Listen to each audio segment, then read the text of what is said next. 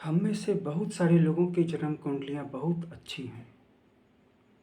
ये बात मैं पूरे दावे एवं विश्वास के साथ कह सकता हूँ, क्योंकि मेरा काम ही है जन्म कुंडलियों को देखना, हस्तरेखा को देखना, लोगों को रत्न प्रिस्क्राइब करना, लोगों के आभा मंडल को पढ़ना, उनके चरित्र और उनके भविष्य को देखना, उनके भविष्य में घटने वाली घटनाओं को बताना।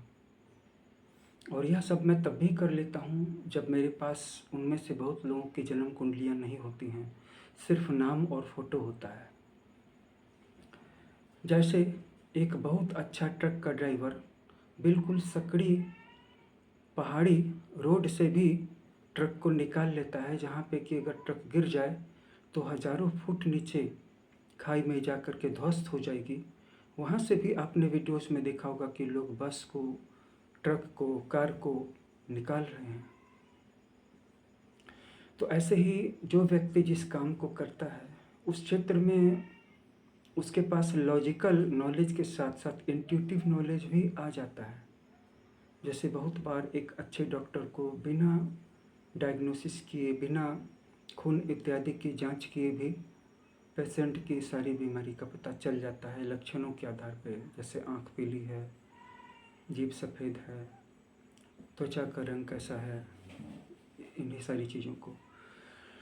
तो लोगों के भविष्य में क्या होने वाला है और लोगों की जन्म कुंडलियाँ कैसे दिखती हैं,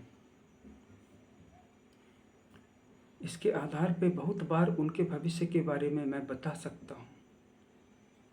कोई भी व्यक्ति जो ज्योतिष के क्षेत्र में ज़्यादा दिनों तक, ज़्यादा सालों तक काम कर चुका होगा, वो ही बता सकता है। और मैं बता सकता हूँ विश्वास के साथ कि ज़्यादातर लोगों की जन्म कुंडलियाँ बहुत अच्छी होती हैं। अगर पूरी जन्म कुंडली अच्छी नहीं भी है तो उसमें से कुछ बातें बहुत अच्छी होंगी, कुछ बातें बहुत खराब होंगी। तो जो बातें बहुत अच्छी होंगी वो उसको ऊपर उठाने के लिए काफ़ी होंगी। बहुत पढ़े लिखे घर का लड़का एमबीए करता है, एमबीबीएस करता है, इंजीनियर बनता है, डॉक्टर बनता है, अच्छा खासा ब्यूरोक्रेटिक ऑफिसर बन जाता है। लेकिन उससे भी गरीब घर का एक लड़का अंबानी जैसा उद्योगपति बन जाता है, और उससे भी गरीब घर का लड़का एक मोदी जैसा प्रधानमंत्री बन जाता है। तो हर बार आपके बैकग्राउंड पे और एजुकेशनल क्वालिफिकेशन पे आपकी सफलता डिपेंड नहीं करती। इसीलिए मैं फिर से आपको कहूँगा कि आप अपनी जन्म कुंडली में जो बुरे ग्रह हैं उनके बारे में गौर से नहीं देखें, बल्कि उन ग्रहों को गौर से देखें जो आपकी जन्म कुंडली में अच्छे वाले ग्रह हैं।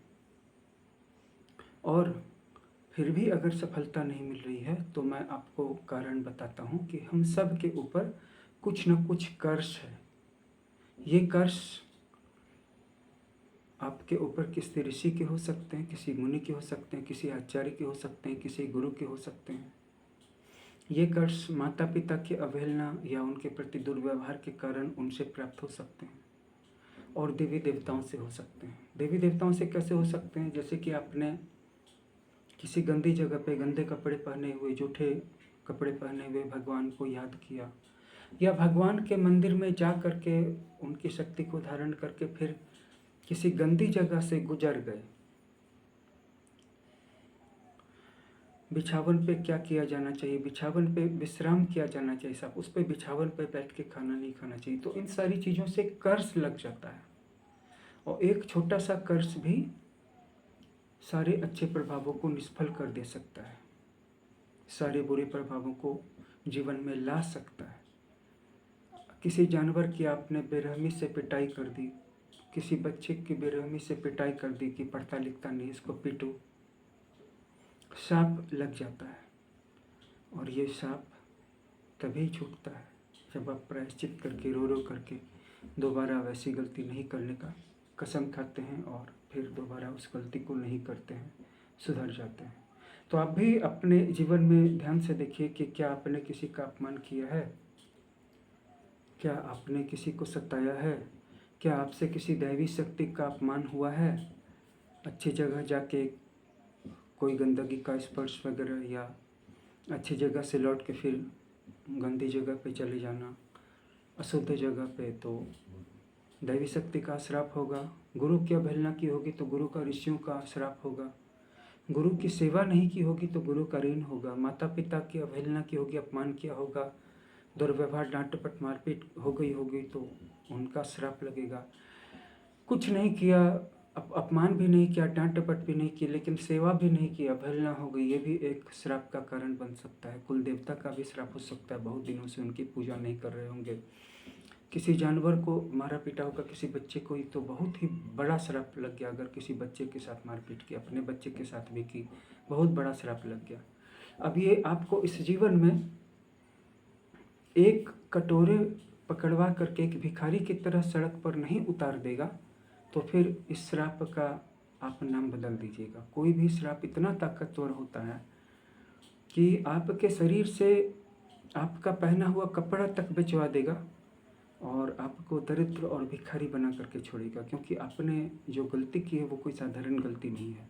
लेकिन लोग कर्म के ऊपर विश्वास नहीं करते। लोग जन्म कुंडलियाँ दिखाना चाहते हैं, हस्तरेखा दिखाना चाहते हैं, मानो इससे उनकी सारी समस्याएं दूर हो जाएंगी।